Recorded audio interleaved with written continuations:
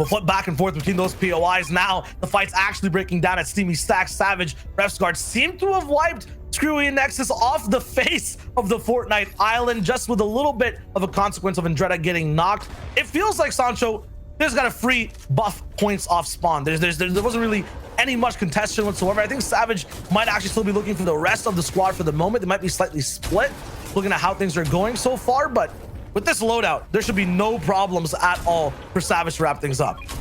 This is what they were worried about going into day 2. They thought they will be contested. Usually Steamy Stacks in the EU region is historically heavily contested. Last season, Andretta Resguard with Scram dealt with 2-3 trios at times contested in there. So there's no stranger to that. They expected it. They bot review it and they were ready. And now Janice Hit and Chapix were ready for High Chris. Once again, Vortex is going to be left alone right now, and they're going to actually go ahead and catch him out in the bush.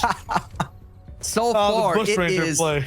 The bush trade, when you all got it in the back pocket, that's all you can do. And right now, you're looking at a 6-1 advantage right now going Hen's way. And this is what's happening the entire tournament. It looks like it's gonna be a repeat in day 2. If any of these trios want to get better for the day in placement, they just have to avoid this kind of white line engagement that's happening right here, Shio. This traffic jam hasn't stopped, and this is game 7 out of the 12.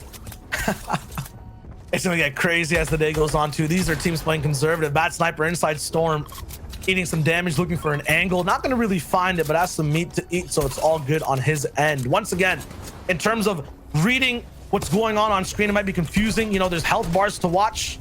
Once that threshold thing pops up on the right side as well, that's like an extra health bar to kind of show you guys how the trio's doing. If they're about 300, 400 damage above, it's really good. Anything below that, sometimes they could be in trouble. There's even more trios though, still inside the Storm. Hellfire's so... no one's holding anything back. Stormy Red already going down. Tuz Kiriachi, they need consistent games. The reason they're inside the top 10 right now is they're really good on placement. Just like all these teams you see on your screen, they're lacking eliminations. Janice and Chapix doing their classic, what we saw yesterday. Low ground mountainous rotation. Every time they end up doing this, the zone plays for them. I'm not sure if this is like a type of rain dance, but they get every zone when they're in this position. They look good while doing it, and they end up clutching games. We already saw who's at height holding it. It is Vidil's trio who've made those game plan movements that they were talking about, those adjustments. They said on social media, we have a plan. We saw yesterday, they were kind of just pushing everything. And they came through yesterday with a crazy win in the first game as well. 12 total eliminations. Looked really good. Are these guys hot starters though? Because after that, it was just mistake after mistake. They fell down the board and they're in 16th place now. They used to be first on the day and they ended at 16th. If they could just chill out a bit, just don't use the NOS, don't use the, the turbo, just kind of just ease off the gas just a little bit, coast, put that bad in close, and maybe they could just get on through. Because when they get to in-game, they're dangerous. We have yet to see them perform in this tournament at in-game. Jason 4ZR, Nate, similar type of circumstance. They just need to end up grabbing this game for themselves. I'll watch a lot of people rotating beside them. I'm still feeling a little bit of a survival vibe from this trio. They're not looking to be in a big spot to win the game currently, but at the same time, they have a max zone to rotate. So let's hold off on that for a second. Tayson getting tagged from the right side. There's even other trios rotating later than this. They have to move through a maze. They don't have a map. They're not sure what's going to be in front of them right here. It's going to be Wakey and Floki into Sipto setting a trap. Andalex uses the river and goes by fast. MXR Wild Last Podicide, they're moving too. And right above them is Bad Sniper with Andretta as a solo player. Refsguard and Savage down. How did this happen? This is your first place team right now, cumulatively over the 7 games. I know it just says 7 points right there, but that's just for day 2. The first place team has 1 person left. If Andretta goes down, their team stops getting placement, they might drop out of first. All eyes are on Andretta for this end game, and there's so many people looking to take him out to try to grab the lead. Andretta has to go back at the time machine. He finished 24th in the World Cup solos, so he could kind of dip into the past, pull that rabbit out of the hat. Maybe there's some magic here because his job is just all about getting placement as many points as possible before he gets lobbied. Oh no, this is trouble. This is the 3rd time I'm watching this happen. It happens. This happens, CS.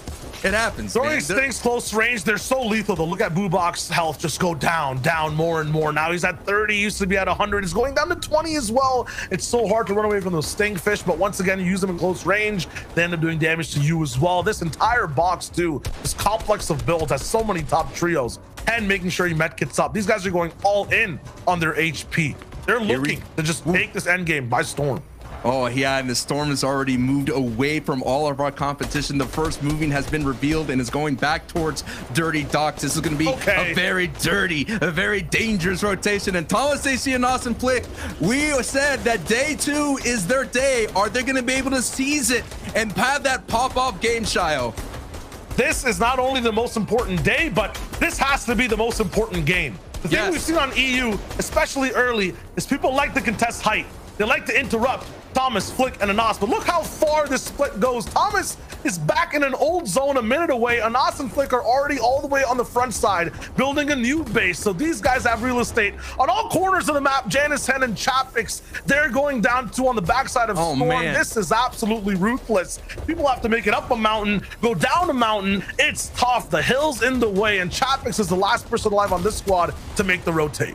Chapix is usually the tarper. He could navigate these builds. He could do those layer switches. He could just hold on as much as possible, but he cannot just get any attention looking his way. Down at the ultimate low with only 25 HP. This is the defending champion here who had the momentum leaving from day 1, walking away with the Victory Royale. He's going to do all that he can. Now they're in the second threshold of placement, but let's take an eye on high. Thomas AC, Anas, and Flick here, putting some pressure down below. They have the ammo. Look at the AR. They have all the options they can to put the pressure down on low ground. Every player playing scared, but fear gets relieved as the zone actually bounces back. Everyone on middle and low ground, even the people getting struck by this purple lightning from Storm Surge, are safe and can breathe for the moment. Height will have to work overtime to try to break these builds and go for shots. Look how tough it is. Brick builds everywhere. Metal. Wow. Vidil, Noah Riley, they're surviving on low. They get to have a little bit of a break. Yeah, even Andretta's alive. The first place team has one player. He takes out Sun in mid-ground. Meanwhile, Thomas, Flick, and Anas are looking for anything right now. They only have 2 eliminations, Sancho. I've never seen them this, unaffected on the lobby. This is troublesome for them. They need to try to wrap up this game. Yeah, but this is where they start cooking up there as they both get iRes and Andretta right there. This is where they start getting eliminations when the lobby starts getting really tight and congested right now. The most important thing is their builds are so low, so they're gonna have to get closer. Already they're setting up someone with the heals. Thomas AC is holding on to some medkits here, so he is going to be that heal up win condition. Anas and Flicker have to go down here, but look, Noah Riley and Vidil and Reason are there on the low ground, and they're gonna clean up the Slayer here, and they get Etsy, and they get Bad Sniper. Noah Riley and Vidil and Reason are here in the end game, and they have the potential to pop off even more, baby.